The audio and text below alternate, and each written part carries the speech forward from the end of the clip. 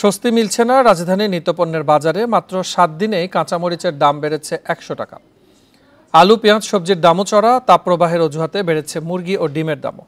মাংসের দামও বাড়তি। মূল্যবৃদ্ধিতে রয়েছে ব্যবসায়ীদের নানান অজুহাত। অন্যদিকে লাগামহীন বাজারে নেই সরকারি কোনো সংস্থার তদারকি।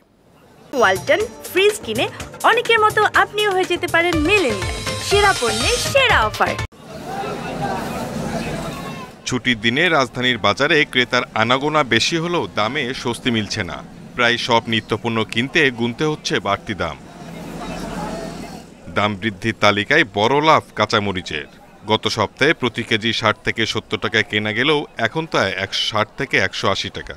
বিক্রেতাদের অজুহাত, বৃষ্টির কারণে ফসলে ক্ষতি হওয়ায় দাম বেড়েছে, যদিও তা মানতে নারাজ ক্রেতা।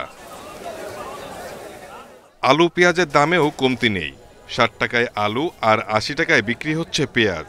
অন্যান্য সবজি গড়ে 50 টাকায় মিলছে। যে চাকরি করি না কেন, আমরা যে টাকা বেতন পাই সেই ক্ষেত্রে কিন্তু আমাদের চলতে খুবই কষ্ট হয়। আমদানি যেরকম দাম এরকম, আমদানি কমে গেলে দাম বাইরে যায় ভাই। ডিম কিনতেও ভোগান্তিতে পড়তে হচ্ছে বাজারে। গত সপ্তাহে প্রতি ডজন ফার্মের মুরগির ডিম 140 টাকায় বিক্রি হলেও এখন তা কিনতে হচ্ছে 150 টাকায়। দামের পরিবর্তন না হলেও প্রতি কেজি ব্রয়লার মুরগি কিনতে হচ্ছে 220 টাকায়। সোনালী মুরগির কেজি 380 থেকে 400 টাকা। মানুষের না গেলে 1 ডজন ডিম রাখতেছে 150 টাকা, যেটা আমরা না, এটা লাগবে না, দাম বেড়ে গেছে। এখন এই যে কি করার, ওইটা নিতেছি না, এখন দেশি ডিমটা নিয়ে নিতেছি।